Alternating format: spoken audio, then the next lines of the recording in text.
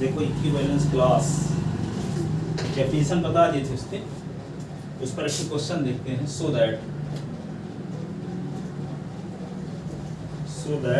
On the set of integer, on the set of integer question है ये। हाँ आई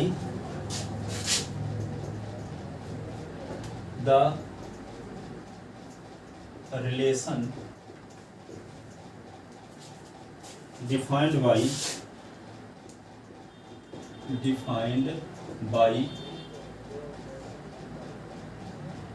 x or y if and only if x minus y is divisible by 5, where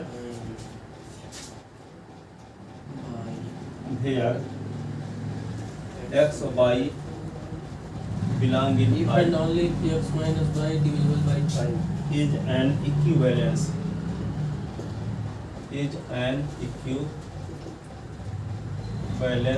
यहाँ पे x y belong in I equivalence relation है।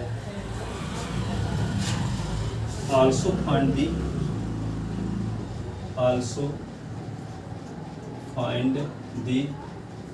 equivalence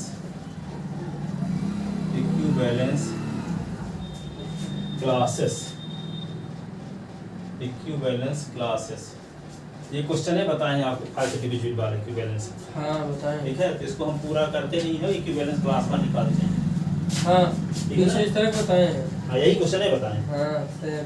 ठीक है, हाँ लिख दे दो लाइन में, और इसको फिर से जैसा हो 3-4 लाइन तो बता रहा हूँ। चलो लिख दे। सॉल्यूशन इसको इक्विवेलेंस दिखा के फिर इसकी इक्विवेलेंस क्लास निकालेंगे। नंबर फर्स्ट रिफ्लेक्सिविटी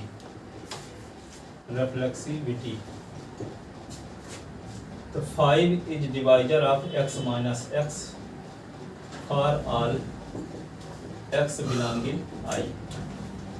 ये 0 का डिवाइजर 5 होगा, ठीक है ना? इसको क्या लिखेंगे? इम्प्लाइज x और x for all x belonging I, hence R is reflexive, reflexive। ठीक है, दूसरा बी नंबर क्या? सिमेट्रिक में क्या लिखाएंगे? फॉर x और y बिलोंगिंग I, तो x और y लेकर चलते हैं, तो implies 5 is divisor of x minus y, तो 5 is divisor of minus x minus y, तो 5 is divisor of y minus x। तो ये क्या होगा? y और x के बीच में r रिलेशन हो जाए। सो r इज सिमेट्रिक। वही x और y के बीच में था तो हम y या x के बीच में लिखा हाँ। दिए तो सिमेट्रिक हो गया। r को ट्रांजिटिव दिखाना है, r को ट्रांजिटिव, ठीक है ना? यस। तो r को ट्रांजिटिव दिखाने के लिए क्या करेंगे? तीसरा लिखते हैं सी नंबर, ट्रांजिटिविटी संक्रामकता for x y z belonging I, x r y and y r z। मान कर चलते हैं, मान लेते हैं कि x और y के बीच में r रिलेशन है, y z के बीच में r रिलेशन। तो इम्प्लाइज क्या होगा? 5 is divisor of x minus y and 5 is divisor of y minus z। तो यहाँ पे 5 divisor of x minus y plus y minus z, y cut गया, क्या होगा? 5 इज डिवाइजर गूगल पे फॉर बिजनेस में 20 रुपए मिले। Minus z, it means It means X और Z। Z में ये r रिलेशन डिफाइन होगा। r is constant X और Z। implies r is transitive relation हो गया, ठीक है? हाँ सर। आप यहाँ देखते क्या हैं? ये proof hence R is an equivalence relation. Thus R is an equivalence relation. Equivalence relation. ठीक है? Yes sir. अब लिखो I को हम इस प्रकार से लिख लेते हैं डैश डैश -5 -4 -3 इंटीजर नंबर का सेट जो है -1 0 1 2 3 4 5 डैश डैश ये इंटीजर नंबर का सेट है। हम अब इक्विवेलेंस क्लास निकालने जा रहे हैं, है ना? हाँ ठीक है। गिवन दैट क्या दिया गया है आपको x r y is equal to x और y के बीच में r रिलेशन का मतलब ये हुआ कि s minus y is divisible by is divisible by 5। तो यहाँ पे क्या होगा s minus y is multiple of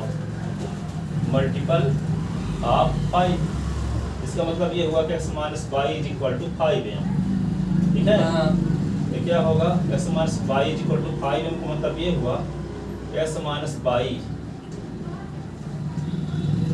को उस साइड ले जाओगे s इज इक्वल टू हुआ 5m plus y। s is equal to 5m plus y। इसका मतलब ये हुआ कि s को 5 से डिवाइड करेंगे तो m बार भाग जाएगा, रिमाइंडर 4 आएगा। ठीक है। रिमाइंडर 4 आएगा। तो किसी संख्या 5 से जब डिवाइड करें तो रिमाइंडर y आएगा। यहाँ मान रिमाइंडर y आएगा। तो जब 5 से डिवाइड करो तो रिमाइंडर क्या आएगा? 0 से 4 तक आएगा। उससे छोटा ही आना चाहिए। हाँ, उससे छोटा ही आएगा, 5 तो आएगा नहीं। ठीक है। 0 से 10 से डिवाइड करें तो 9 तक रिमाइंडर आएगा। ठीक है। 0 सहित 0 भी आ सकता है। 0 से लेकर कहाँ तक रिमाइंडर आ सकता है? 9 तक। इसका मतलब s को, इसका अर्थ क्या हुआ? s को 5 से डिवाइड किया गया तो m बार भाग गया, रिमाइंडर क्या आ गया? y। तो y की वैल्यू क्या होगी?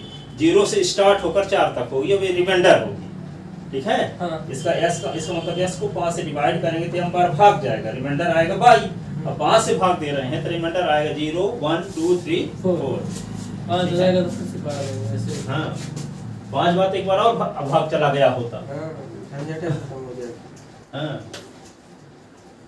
तो इसका मतलब क्या हुआ? इसको लिख लो इक्वेशन फर्स्ट। इक्वेशन फर्स्ट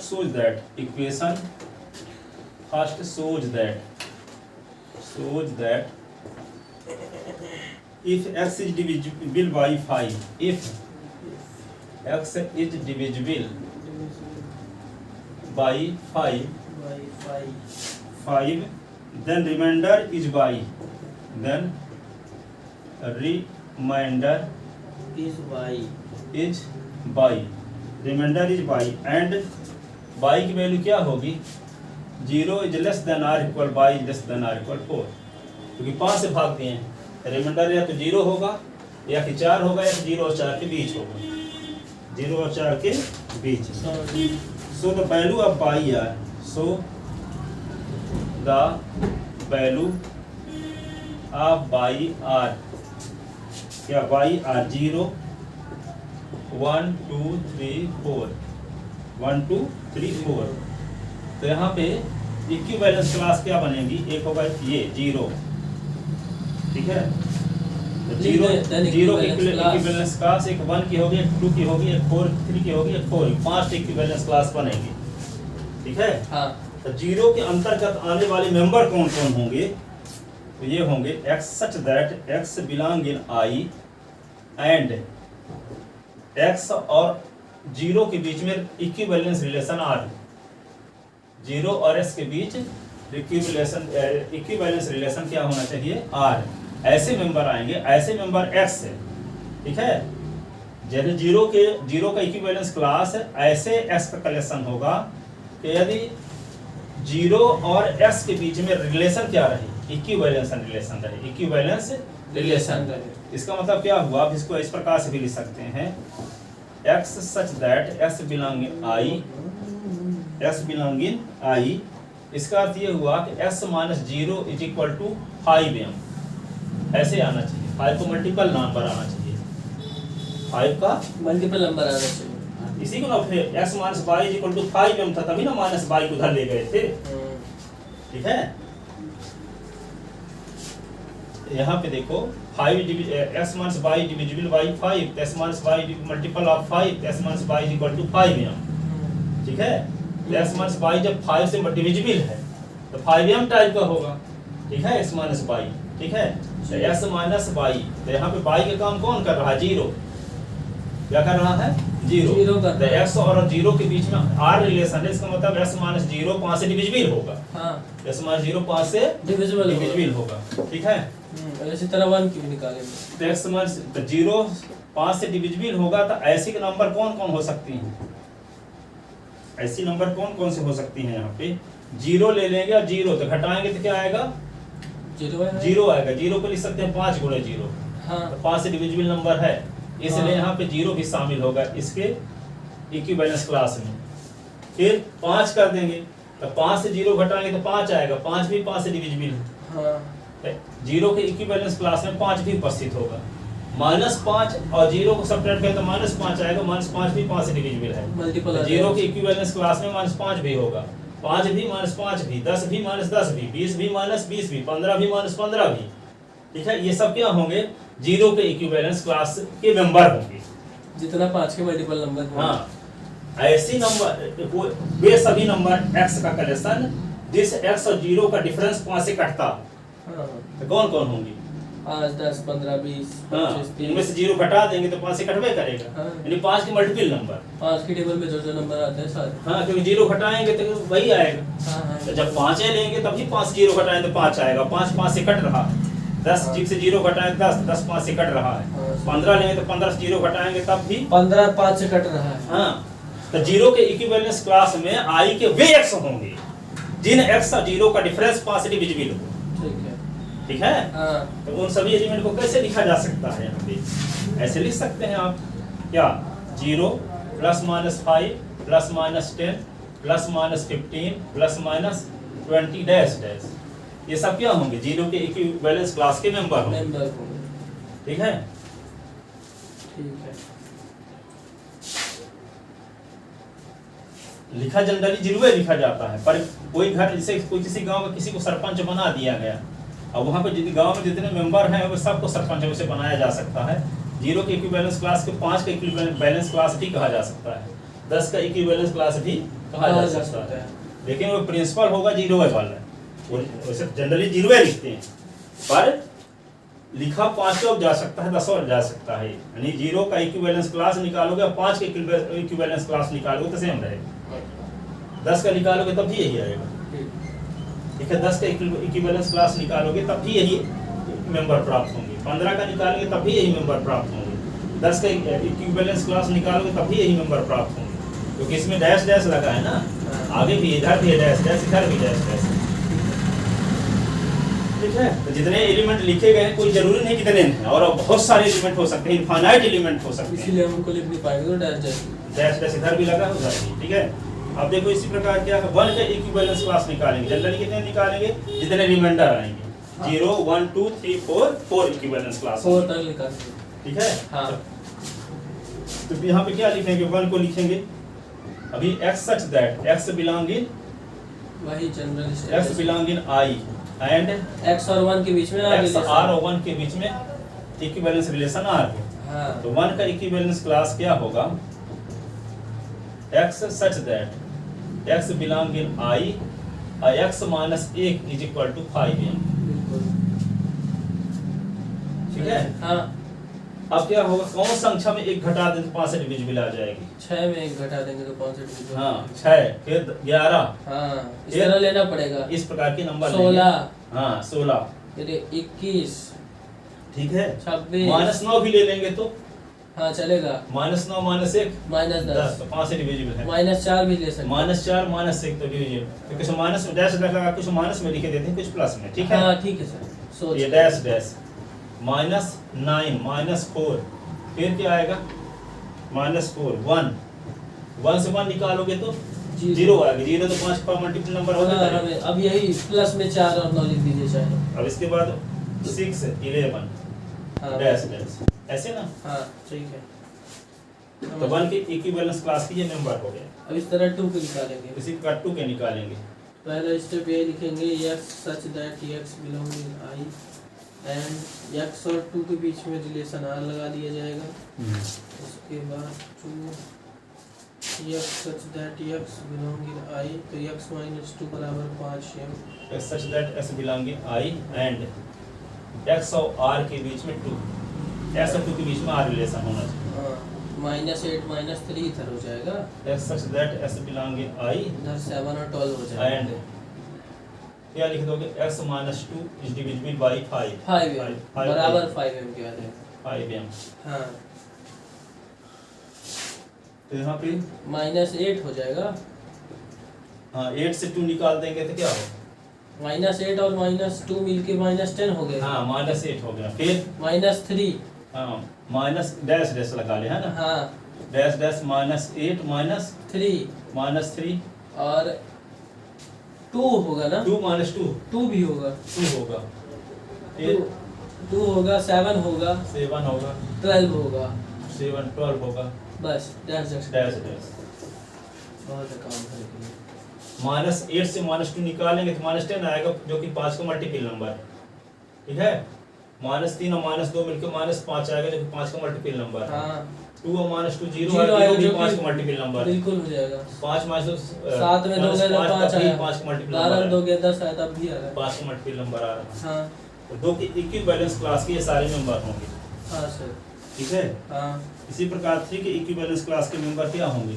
इसी प्रकार करना पड़ेगा। 3 x is that x is equal to x और 3 के बीच में रिलेशन अब लग गया। x belong in I 3 equivalence class and x is that x are 3 x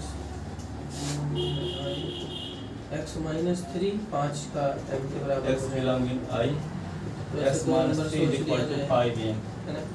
तो -7 एक -7 हो जाएगा, हाँ डैश डैश -7 -2 -2 3 3 8 13 हाँ 8 और 13 3 8 13 डैश डैश। इस तरह देखो -7 और -6 तो -10 -10 5 का मल्टीपल नंबर है, -2 -6 तो -5 5 का मल्टीपल नंबर है, 3 -6 तो 0 0 भी 5 का मल्टीपल नंबर है, 8 -6 तो 5 का मल्टीपल नंबर है, 13 -3 तो 10 भी 5 का मल्टीपल नंबर है। अब 4 के लिए हम्म,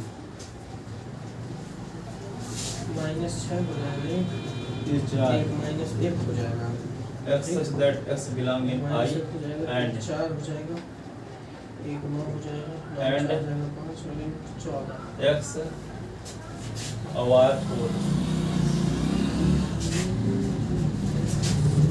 4 का इक्विवेलेंस क्लास क्या होगा? x such that x belong in I x minus 4 is equal to 5m।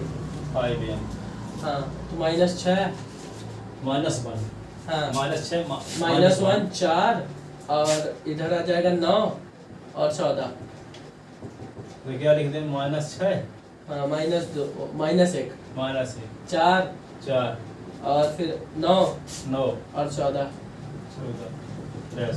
हाँ आधी निकाल दिया। ठीक है ना? हाँ हो गया सब, तो सभी इक्विवेलेंस क्लास आ गए। आ गए।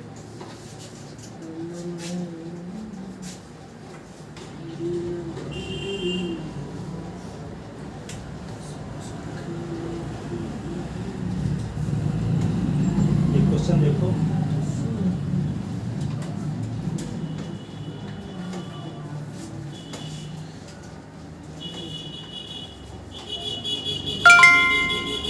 गूगल पे फॉर बिजनेस में 20 रुपए मिले। क्लास या तो क्या होते हैं?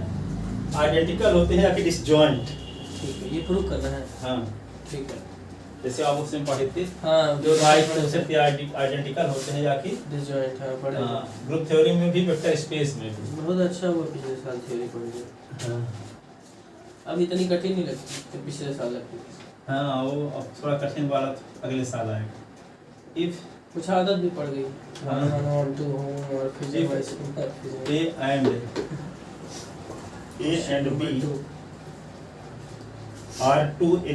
B are two different। जैसे ये पता चल गया सर, किसी को किसी के इक्वल दिखाना है तो उन दोनों को एक दूसरे का सबसेट करना ही पड़ेगा। different चीज़ element of set A। हाँ, element two of set A, set A, then either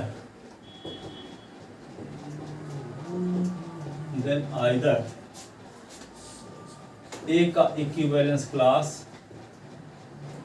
intersection B का equivalence class is equal to 5, दोनों का इंटरसेक्शन 5 आएगा अथवा दोनों इक्वल रहेंगे। ठीक है, दो डिफरेंट एलिमेंट है सेट ए या तो और ए का equivalence class is equal to B का इक्विवेलेंस क्लास। दोनों का इंटरसेक्शन 5 होने का मतलब क्या हुआ, दोनों में सेम एलिमेंट रहेंगे, ठीक दोनों में डिफरेंट एलिमेंट रहेंगे। हाँ जैसे मान लो ए है, ए के एलिमेंट है 2 4 6 और बी के एलिमेंट है क्या 1 3 5, ठीक है 1 3 5, तो ए और इंटरसेक्शन बी निकालते हैं क्या आ गया एम्प्टी सेट, जिसको पाई कहते हैं, हाँ, ठीक है। क्योंकि दोनों में कोई एलिमेंट सेम है या नहीं है। हाँ, और यदि है तो यदि ये कंडीशन ये है कि ए के एलिमेंट क्या आ गए 2 4 6, ठीक है, तो बी के एलिमेंट भी क्या हो 2 4 6, इसका मतलब ए इज इक्वल टू बी, तो ए और बी में सेम एलिमेंट होंगे अथवा कोई भी एलिमेंट 50-50 नहीं चलेगा, होंगे तो पूरे होंगे, नहीं होंगे तो कोई भी नहीं होगा कॉमन एलिमेंट, ठीक है। दो इक्विवेलेंट क्लास या तो आइडेंटिकल होंगे या कि डिसजॉइंट, या तो आइडेंटिकल होंगे या डिसजॉइंट। आइडेंटिकल मतलब दोनों में सेम एलिमेंट होंगे, हाँ, डिसजॉइंट मतलब कोई भी एलिमेंट सेम नहीं होगा, यही प्रूव करके दिखाना है। हाँ, इसी को ऐसे भी लिखा जा सकता है। और ए का equivalence class is equal to B का इक्विवेलेंस क्लास, ठीक है, if and only if, if and only if A और बी के बीच में इक्विवेलेंस रिलेशन आ, ए और बी के बीच में equivalence relation R here R is equivalence relation, यहाँ पे आर इक्विवेलेंस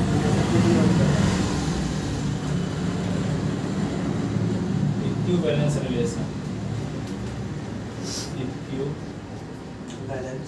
equivalence relation,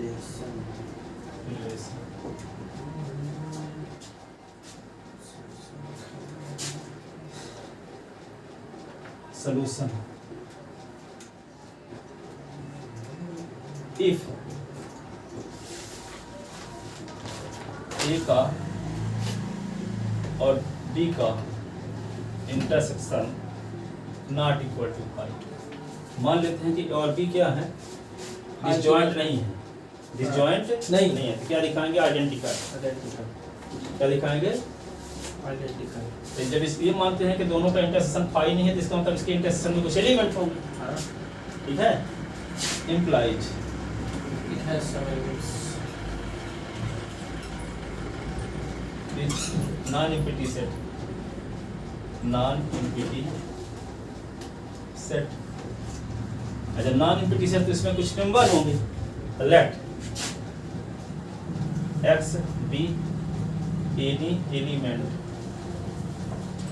मान के चलते हैं कि x कोई एलिमेंट है, हाँ, इसका A इंटरसेक्शन में, A इंटरसेक्शन ए के और बी की इक्विवेलेंस क्लास के इंटरसेक्शन में, ए और बी के इक्विवेलेंस क्लास के इंटरसेक्शन में कोई एलिमेंट x है, ठीक है। हाँ, जब इंटरसेक्शन में एलिमेंट होते हैं, जैसे s belong in a intersection b है, तो हम लिखते हैं s belong in a and x belong in B, s belong in b, बिल्कुल। यदि s belong in a union b लिखते हैं तो ऐसा रहता है s belong in a r s belong in b। हाँ, यदि x इंटरसेक्शन का मेंबर है तो and s a और b दोनों में होगा, x यूनियन का के एलिमेंट है तो या तो s a का एलिमेंट होगा या कि b का B का होगा, क्योंकि यूनियन मतलब मिलाना उन्हीं को। इसका मतलब क्या हुआ, implies x belong in क्या होगा a इंटरसेक्शन ये b, implies x belong in a की equivalence class and s belong in b का इक्विवेलेंस क्लास, b का इक्विवेलेंस क्लास, ठीक है ना। Yes sir।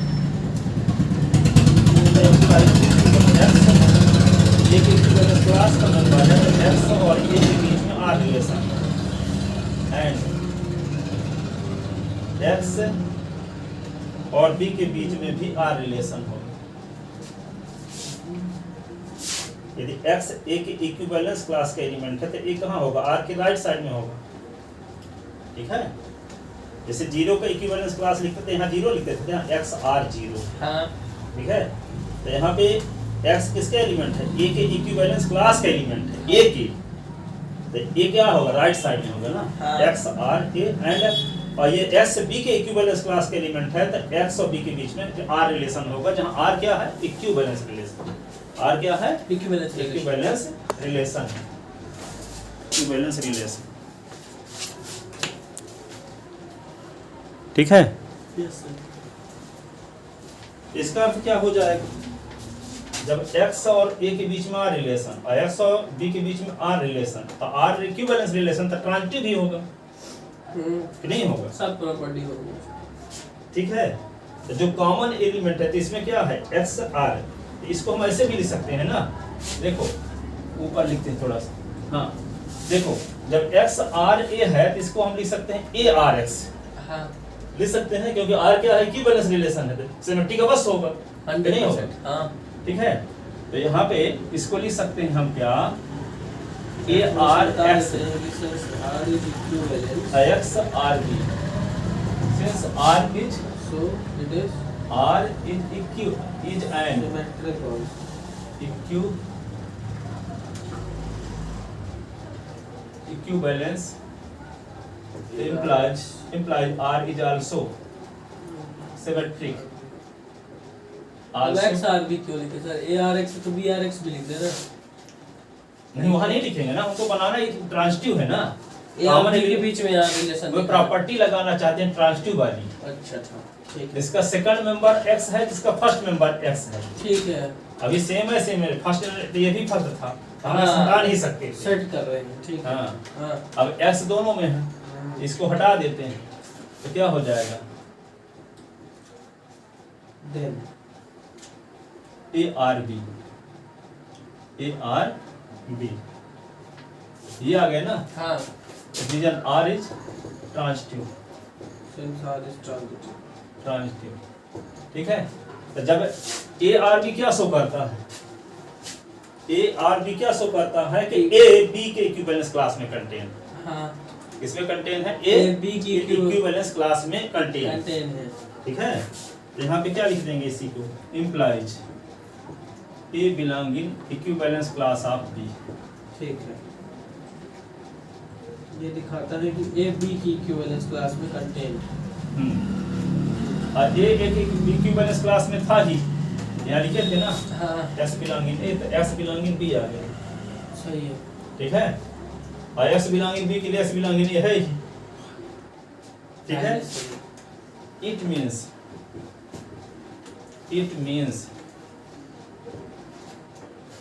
या कि हम ऐसे लिख देते हैं, थोड़ा सा और स्पष्ट करते हैं। 10 सिंस फॉर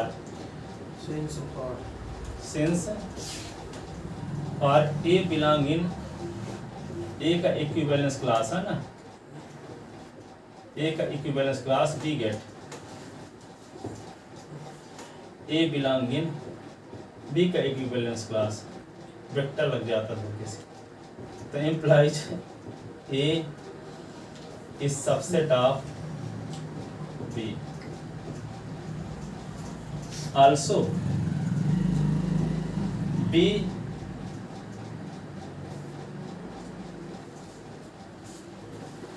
similarly लिखो, similarly we can show that we can show that अच्छा इसी तरह दिखा सकते हैं। B का equivalence class is subset of A की इक्विवेलेंस क्लास। ये इक्वेशन हो गया फर्स्ट, ये हो गया सेकंड। तो from first and second, from first and second B get क्या लिखा चलेंगे, क्या दिखा सकते? ए का equivalence class is equal to B का इक्विवेलेंस क्लास। बी का इक्विवेलेंस क्लास। जैसे वहां पे पहले वाले को बदले थे ना, तो फिर दूसरे वाले को बदल देंगे, ठीक है। तो ये वाला भी प्रूव हो जाएगा, ये वाली कंडीशन। समझ रहा हूँ मैं। हाँ जो हमने यहाँ पे ARX किया है, तो वहाँ पे ARX ना करेंगे, या सारे रहने देंगे, इसको BRX कर देंगे। देखो ये क्या आ गया, A equal to B equivalence class आ गया। जब हम मान कर चले थे कि दोनों का इंटरसेक्शन फाई के इक्वल नहीं है, डिसजॉइंट नहीं है, तो क्या हमने प्रूव कर दिया कि आइडेंटिकल आ गया। 10 अब इसको मान के चलेंगे तो वो लाना वो पड़ेगा। बस इतने लिख दो 10 कन्वर्सली कर देंगे, कुछ नहीं। 10 A का इक्विवेलेंस क्लास इंटरसेक्शन B का equivalence class is not equal to phi R। A का इक्विवेलेंस, अरे यार वेक्टर बार बना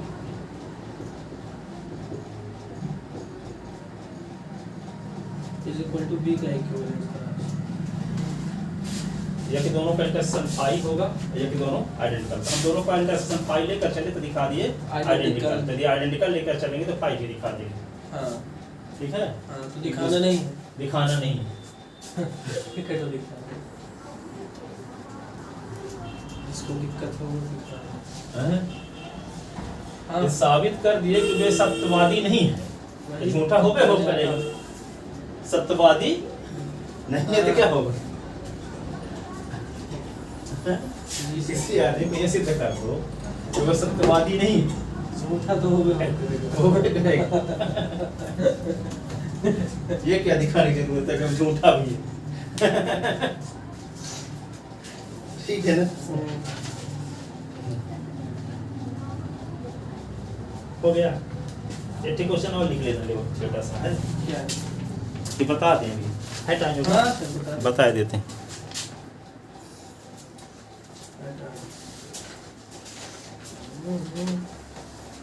पिछले साल जरूर ये सब मेरे को पता नहीं क्या लगता था। क्या लगता था? सेट इक्विवेलेंस इस साल से कुछ ठीक, फिर अंतिम तक में कुछ देखा करना। एक क्वेश्चन और है ये तो m be a positive integer, let m be a positive integer, ये हमें एक positive integer m be a positive integer and m is greater than 1, so that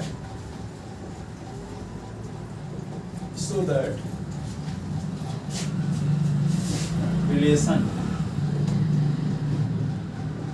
R is equal to A और B का ordered pair such that A congruent to B mod A एक congruent. to B congruent मतलब तीन equal, A congruent to B एक mod A। Similar जैसे रहता है ना कॉन्ग्रुएंट। हाँ congruent लिस्टिंग वही वाला सिमिलर वाला नहीं होगा, ये वाला हाँ, A congruent to B mod A। Triple equal रहते हैं। हाँ कॉन्ग्रुएंट का साइन। ये कॉन्ग्रुएंट टू बी, जैसे मान लो एक रेलवे की घड़ी है, ठीक है, और एक कलाई की घड़ी है। तो रेलवे की घड़ी में जब 13 बजेंगे तो आपकी कलाई की घड़ी में 1 बजेंगे। हाँ, तो इसको लिखेंगे 13 इज कॉन्ग्रुएंट टू 1 mod 12, ऐसे लिखेंगे। समझ गए? हाँ समझ गया। 13 इज 1, जब 13 कॉन्ग्रुएंट है 1 के mod 12 में, तो 13 से 1 निकालेंगे और उसमें 12 से डिवाइड करें तो रिमाइंडर 0 आएगा। हाँ रिमाइंडर 0 आएगा। ठीक है। 13 तो से यदि हम कहते हैं कि A कॉन्ग्रुएंट है R के mod m में, B इसका के मतलब mod ये M। हुआ कि A माइनस R को यदि हम m से डिवाइड करें तो रिमाइंडर 0 आएगा। ठीक है। समझ गए? हाँ ठीक है, इस प्रकार से डिफाइन है। तो हाँ। 13 कॉन्ग्रुएंट है 2 के, और यहाँ पे 14 कॉन्ग्रुएंट है 2 के mod 12 में। 12 में, तो 14 में से 2 निकालेंगे, उसको 12 से डिवाइड करेंगे, रिमाइंडर 0 आएगा। रिमाइंडर 0 आएगा। ठीक है, हाँ 12 से डिवाइड करेंगे तो यानी कहने का मतलब ये हुआ कि 14 माइनस 2 12 से डिविजिबल होगा। हाँ ठीक है, हाँ। या 14 माइनस 2 12 का मल्टीपल होगा। हाँ या ये कह सकते हैं कि 14 माइनस 2 का डिवाइजर होगा 12। 12 इज डिवाइजर ऑफ 14 माइनस 2। हाँ, कुछ भी कह सकते हैं। तो इसका मतलब A congruent to B, it means M is divisor of A minus B। हाँ, यही ना, M is divisor of A A minus B। तब A कॉन्ग्रुएंट होगा B के मॉड M, यम A कॉन्ग्रुएंट होगा B के मॉड M M, में। A सर्वसम होगा B के मॉड M में, यम 13 सर्वसम होगा 1 के मॉड 12 में। समझ गए? हाँ हाँ, समझ गए सर। तो ये जो रिलेशन इस प्रकार से डिफाइंड है वो इक्विवेलेंस रिलेशन है। क्या है? इक्विवेलेंस रिलेशन है, ये प्रूव करना। एक साल ये आया था भोपाल में पिछले 2022 में। Each n So that it is an equivalence relation.